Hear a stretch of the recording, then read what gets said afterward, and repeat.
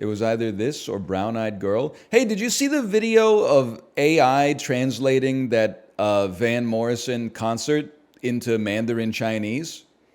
I don't speak Mandarin Chinese, but it seemed like he was just kind of spitting some nonsense. And then someone said, hey, I took the AI of it speaking Chinese, and then I ran it back through an AI of making it speak English. And then I was like, he's definitely saying nonsense now. It's not the same without the image of Van Morrison in the background, like barely holding it together while he sings this stuff. But it's so good. Dowaku, thank you for the gifted subscriptions too. Thank you. Thank you.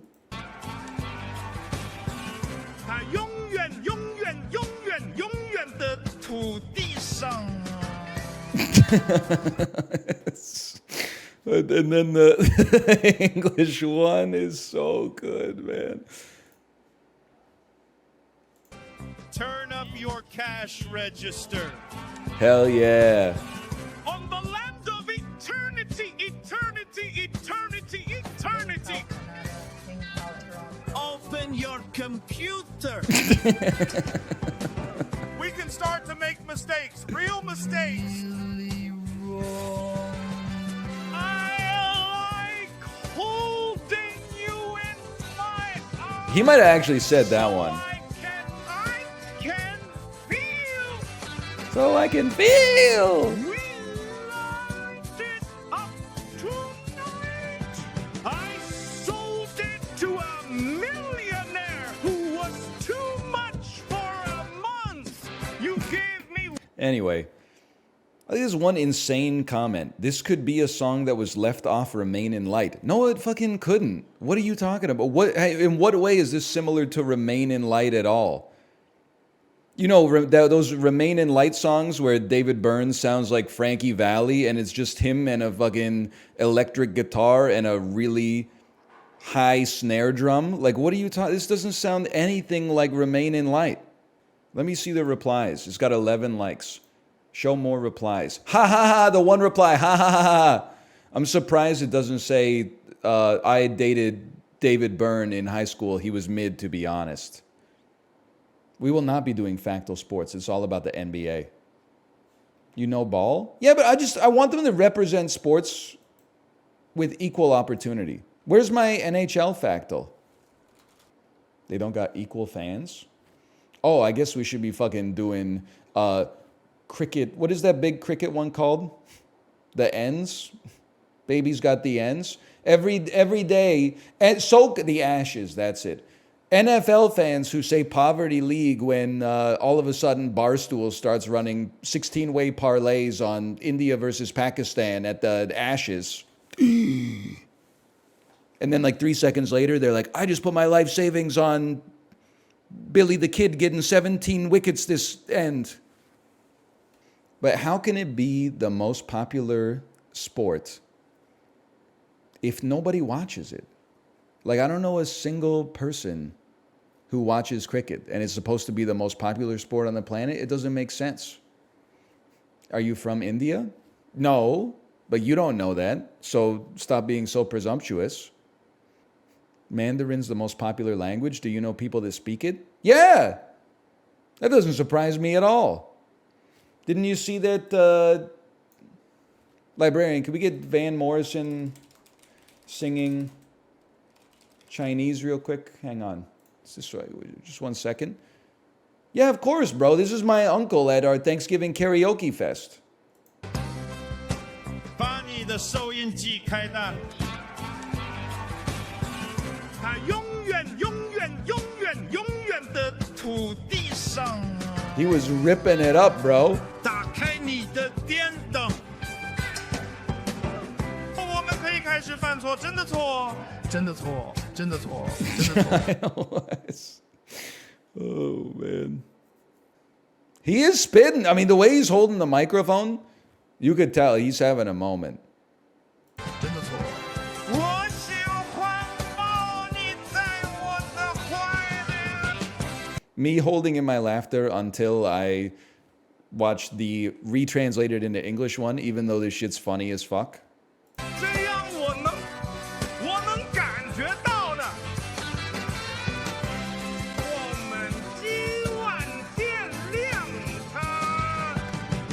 You know what I love? I love the restraint of the drummer. You gotta respect the drummer in this situation while Van Morrison's going insane. The drummer is just putting in that workman, like, you know, staying on the ones, twos, the threes, and the fours, and then a little fill at the end of each phrase. He could have been going as crazy as Van Morrison is going, but that would take away from what Van Morrison's doing. 我卖给了一个百万富翁，那太过分了！提高音量，提高音量，高一点。收音机打开。 What is he saying? He's spitting. He's talking to God on the phone. Oh, man. I hate you. This is an awful thing to do to a song. This is a tragedy. I disagree. It's an important cultural exchange in a time of heightened military tensions between the US and China. It may even, in fact, reduce the risk of a nuclear war between the two countries. Soft power is real. That's damn true. That is damn true. Oh, man. That's great because I can't tell if it's satire, which means it's amazing satire. I even hovered over the profile. Steel, deer, and beer, Rolling Rocks, best around, one shot. It's gotta be satire. It's not satire. Oh, this person's a true believer. That makes it way funnier, though. The dude actually thinks that that's going to reduce the risk of a nuclear war. No, bro. I don't know. I had a joke in there, but I couldn't figure out how to land the plane. Yeah, John Cena is the reason we can't have a nuclear war between the U.S. and China. John Cena is going to stop the nuclear missile like Ant-Man and the Wasp. I have seen I have seen the clips from Squid Game, the real show. Here's the thing. Yeah, it's the dude who starts to have an emotional breakdown because he realizes he's not going to win the show, so he's going to be in debt for the rest of his life. I watched the first episode because I thought that what they were going to do was just ignore the overtones of Squid Game and make it fun. They'll be like, yeah, we know the show was about like late stage capitalism, but what if we just turn it into something fun? But they did not do that, which is crazy. Instead, they were like, every player's introduction is like, I have like a mortgage that's going to kill me. It's the new American dream is to pay off your car. And then they just show them getting eviscerated because they can't wrap their brains around red light, green light. The shit was making me sad, man. I couldn't make it through like the first episode. I thought it would, you know, like most game shows on TV, they're like light and fluffy. It's like, you know, maybe you'll win a new car, maybe you'll win a new trip to New Westminster or something like that. This one was really like, we're all broke. Then they get eliminated and start weeping, and I'm like, damn, I'm not watching this. The haters were right. It is also very funny that they were all. I mean, I'm not saying they deserve it, but the contestants pogging up when they went into the dorm room where there's like 100 bunk beds stacked like an open air prison. And they're all like, it looks just like the show. Let's go. I was like, you know what show you're on, right? Like it's Squid Game, brother. It's supposed to suck ass. And they're like, look at how authentic it is to the real experience. Apparently, red light, green light took 6 hours to complete because they had them staying still for 30 minutes at a time. See, that's something they should have said on the actual episode. Instead, they have that poor lady who freezes in a squat, and then after like what appears to be 30 seconds, she's like, fuck it, I give up, and then just like takes the L. And I'm like, wow. The narrative is like, whoa, the modern generation's so weak. I'm like, dude, if I had to hold the squat for 30 minutes, I'd be giving up too. That explains how 200 people lost. Because, like, for real, when I was watching it, I said the same thing when I watched fictional Squid Game, which in my head is real Squid Game. You would not catch my ass losing in red light, green light. I'm 100% going down in the Dalgona poke out the shape from the candy game. I don't have the temerity for that.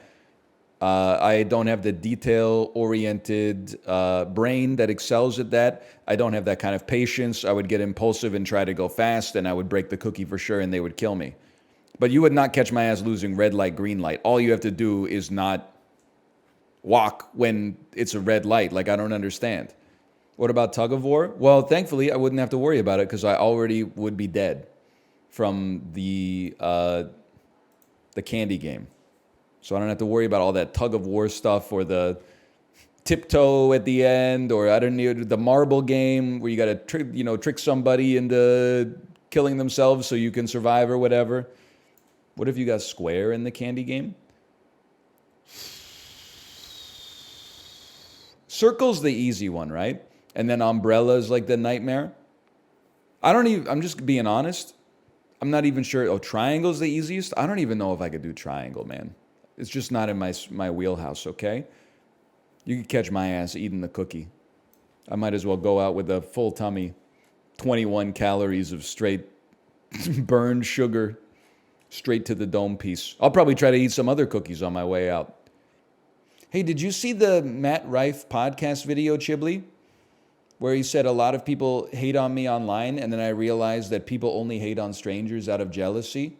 And I realized that when I looked back at my own life, there were a lot of times that I was a hater, and those were all motivated by jealousy too. And then Tana Mongeau said, that's really interesting. Do you think people hate Osama bin Laden because they're jealous of him? One of the all-time great comebacks, man. It was right off the cuff. I was so impressed.